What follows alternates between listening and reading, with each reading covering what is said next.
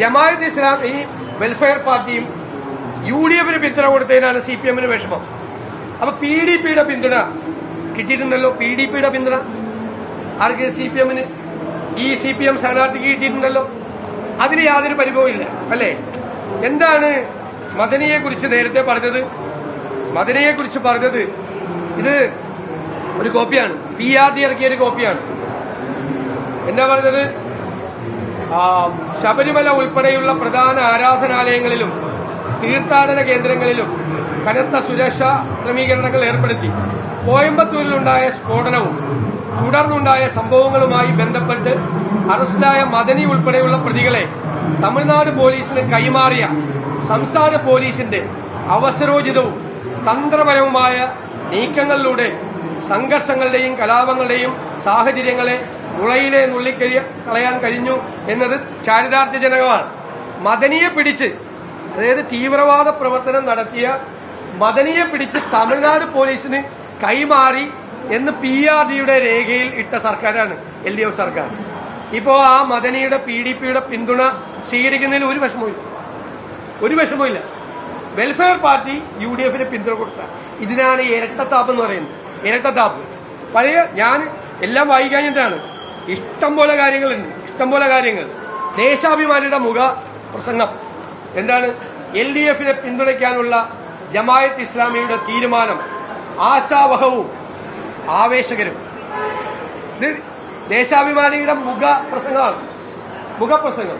എന്നിട്ട് ഓന്തിനെ പോലെ നിറം മാറി വർഗീയ വിരുദ്ധത പറയുന്നത് ഇരട്ടത്താപ്പാണ്. അതൊക്കെ ജനങ്ങൾ തിരിച്ചറിയും. ഞങ്ങൾക്ക് അവർ പിന്തുണ നൽകിയിട്ടുണ്ട്. പാർലമെന്റ് തെരഞ്ഞെടുപ്പിൽ ഞങ്ങൾക്ക് അവർ പിന്തുണ നൽകിയിട്ടുണ്ട്. ഞങ്ങൾ ആ പിന്തുണ സ്വീകരിച്ചിട്ടുണ്ട്. ഇപ്പൊ ഞങ്ങളുടെ സ്ഥാനാർത്ഥിക്ക് അവർ പിന്തുണ നൽകുന്നുണ്ട്. ഞങ്ങളത് സ്വീകരിക്കുന്നു. എന്താ തെറ്റ്? CPM-ന് സ്വീകരിക്കാം, LDF-ന് സ്വീകരിക്കാം, UDF-ന് സ്വീകരിക്കാൻ പാടില്ല. അത് എവിടത്തെ പരിപാടിയാണ്? എന്ത് പരിപാടിയാണ് അതൊന്നും ഈ തെരഞ്ഞെടുപ്പിൽ വിഷയമാക്കി കൊണ്ടുവന്ന് വർഗീയ വിരുദ്ധ നിലപാടിന്റെ കാപട്യം ഞങ്ങളെ കൊണ്ട് കൂടുതൽ പറയിപ്പിക്കും. ഞാൻ പറയാം. അടുത്തൊരു കാര്യം, ഒരു കപ്പല് മറിഞ്ഞു, രണ്ടാമത്തെ കപ്പല് കത്തി. ആദ്യത്തെ കപ്പല് പറഞ്ഞപ്പോ ഇതിനു മുൻപുണ്ടായ പ്രീസിഡൻസ് ഇന്ത്യയിലെ വിവിധ സംസ്ഥാനങ്ങൾ, നമുക്കറിയാം, തീരപ്രദേശത്തെ ആളുകൾക്ക് മത്സ്യബന്ധനത്തിന് പോകാൻ പോലും പറ്റാത്ത സ്ഥിതി വന്നു. ഒരുപാട് പ്രശ്നങ്ങളുണ്ടായി. ഇപ്പൊ ഗവൺമെന്റ് തീരുമാനിച്ചിരിക്കുന്നത് നഷ്ടപരിഹാരത്തിന് കേസ് കൊടുക്കേണ്ടെന്നാണ്. എല്ലാ സംസ്ഥാനങ്ങളും ഇതിനു മുമ്പുള്ള പ്രസിഡന്റ് നഷ്ടപരിഹാരത്തിന് കേസ് കൊടുത്ത് പരമാവധി പണം മേടിച്ച് ഇതിന്റെ ഇരകളായ സാധാരണക്കാരെ സഹായിക്കുക എന്നുള്ളത്. എന്തുകൊണ്ടാണ് മുഖ്യമന്ത്രിയും ചീഫ് സെക്രട്ടറിയും ഈ കമ്പനിക്കെതിരായി കേസ് കൊടുക്കേണ്ട എന്ന നിലപാട് സ്വീകരിച്ചെന്ന് വ്യക്തമാണ്. അടുത്ത കേസും ഈ കത്തിയ കേസിലും ഒരുപാട് ഉൽപ്പന്നങ്ങൾ ഇതുപോലെ അസഹഡസ് ആയിട്ടില്ല, ജീവഹാനി വരുത്തുന്ന കെമിക്കൽസ് ഉൾപ്പെടെയുള്ള കാര്യങ്ങൾ ഈ രണ്ട് കപ്പലിലും ഉണ്ടായിരുന്നു. സാധാരണഗതിയിൽ ഗവൺമെന്റുകൾ നഷ്ടപരിഹാര കേസ് കൊടുത്ത് നഷ്ടപരിഹാരം വാങ്ങിക്കുക. ഈ രണ്ട് കേസിലും എന്തുകൊണ്ട് കേസ് കൊടുക്കണ്ട? ആദ്യത്തെ കേസിലാണ് തീരുമാനം വന്നത്. എന്തുകൊണ്ടാണ് സർക്കാർ അങ്ങനെ ഒരു തീരുമാനം എടുത്തത് എന്ന് വ്യക്തമാക്കും. ഇവിടെ CPM ഈ വർഗീയ വിരുദ്ധത പറയുന്ന ആളുകൾ BJP-യുമായി പരസ്യമായ ബാന്ധവത്തിലാണ്. BJP-യുടെ മത്സരിക്കേണ്ടെന്നാണ് തീരുമാനിച്ചത്.